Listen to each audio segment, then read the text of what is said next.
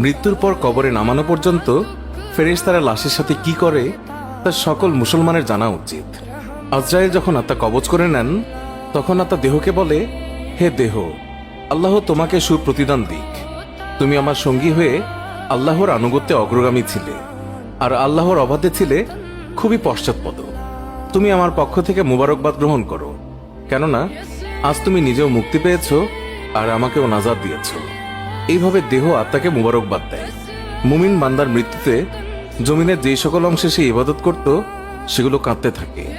আকাশের যেই সকল দুয়ার দিয়ে তার নেক আমল উপরে উঠত সেই সকল দুয়ার তার জন্য কাঁদতে থাকে।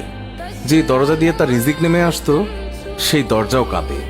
আকাশ জমিনের এই ক্রন্দন দীর্ঘ 40 দিন পর্যন্ত অব্যাহত থাকবে। মালাকুল মউত যখন তার আত্মা কবজ করে নেয় তখন তার দেহের হেফাজতের জন্য সেখানে 500 ফেরেশতা দাঁড়িয়ে থাকে। যদি কেউ তার লাশের পাশ ফিরাতে চায় তখন ফেরেশতারাও এই কাজে মানুষের সহযোগিতা করে। এমনকি কাফন পরিধান এবং সুগন্ধি মাখানের কাজেও ফেরেশতারা অংশ নেয়। লাশের সম্মানার্থে ফেরেশতারা 2 সারি করে ঘর থেকে কবর পর্যন্ত দাঁড়িয়ে যায়।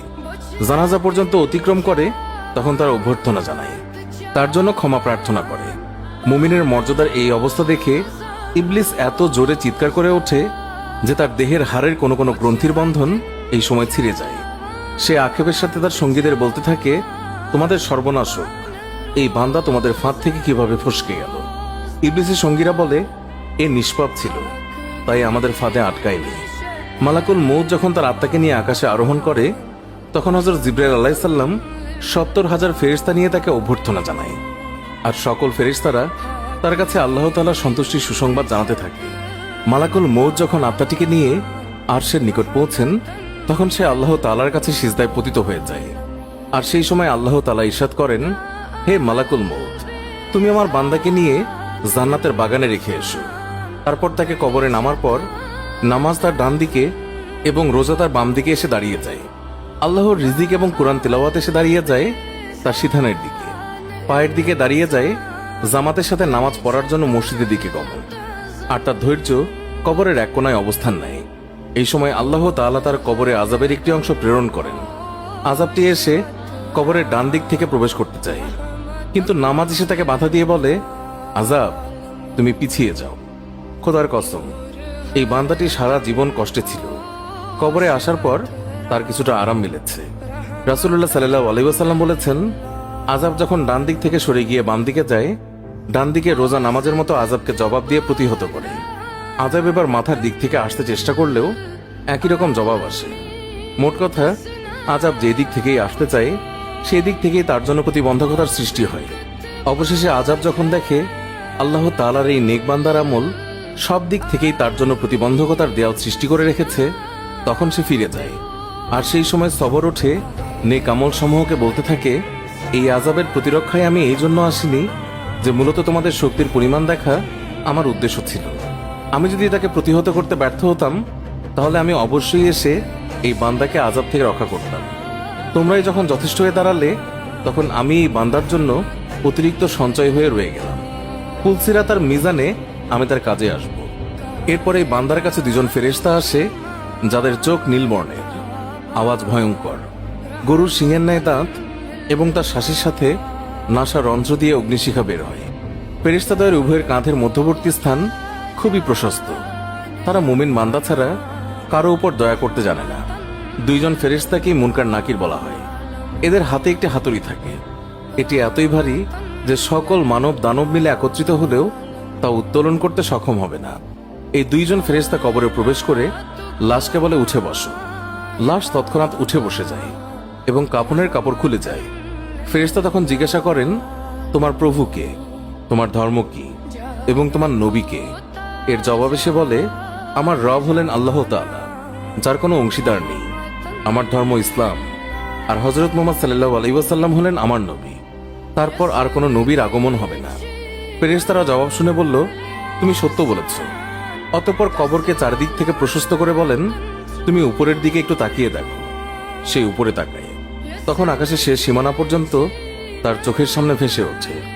ফেরেশতারা বলেন, হে আল্লাহর বন্ধু, এটা তোমার আবাসস্থলের ঠিকানা। আল্লাহর আনুগত্যের বিনিময়ে তুমি এটা পেয়েছ। বর্ণনার এই পর্যায়ে এসে রাসূলুল্লাহ সাল্লাল্লাহু আলাইহি ওয়াসাল্লাম বলেন, এই সত্তার কসম, যার মুঠোয় আমার প্রাণ। মুমিন বান্দার তখন এতই আনন্দ অনুভূত হয় যা কখনো শেষ হবার নয়। অতঃপর ওই বান্দাকে আবার নির্দেশ দিয়ে বলা হয় যে তুমি নিচের দিকে ডাকো। নিচের দিকে যখন সে তাকায় তখন সে দোজকের শেষ সীমানা পর্যন্ত তার দৃষ্টির গোচরে চলে আসে। ফেরেশতা তখন তাকে বলে, হে আল্লাহর প্রিয় পাত্র, এই ভয়ানক নরক থেকে তুমি নাজাত পেয়েছ। রাসূলুল্লাহ সাল্লাল্লাহু আলাইহি ওয়াসাল্লাম ইরশাদ করেছেন, ওই বান্দার এই সময় এমন পুলক হয় যা কখনো সমাপ্ত হবার নয়। অতঃপর স্বর্গের ৭৭টি দরজা তার জন্য উন্মুক্ত করে দেয়া হয়। এইসব দুয়ার দিয়ে জান্নাতের সৌরভ এবং সুশীতল সমীরণ তার কবরে পৌঁছাতে থাকে এবং ততদিন পৌঁছাবে যতদিন সে কবরে থাকবে। রাসূলুল্লাহ সাল্লাল্লাহু আলাইহি ওয়াসাল্লাম আলোচনার ধারাবাহিকতা অব্যাহত রেখে বলেন, এরপর আল্লাহ তাআলা মালাকুল মউতকে নির্দেশ দিয়ে বলেন, তুমি আমার দুশমনের নিকট যাও এবং তাকে আমার কাছে নিয়ে এসো। আমি প্রাচুর্যের সাথে তাকে রুজি দিয়েছি, সীমাহীন নিয়ামতের বাড়িপাত করেছি তার উপর, কিন্তু সে আমার সাথে শুধু অবাধ্যতাই করে ফিরেছে। এবার এই দুশমনকে আমার সামনে হাজির করো। মালাকুল মউত আল্লাহর নির্দেশ পেয়ে এমন কদাকার বেশে ওই বান্দার নিকট আগমন করে যে কেউ কোনোদিন এমন ভয়ঙ্কর আকৃতি দেখেনি।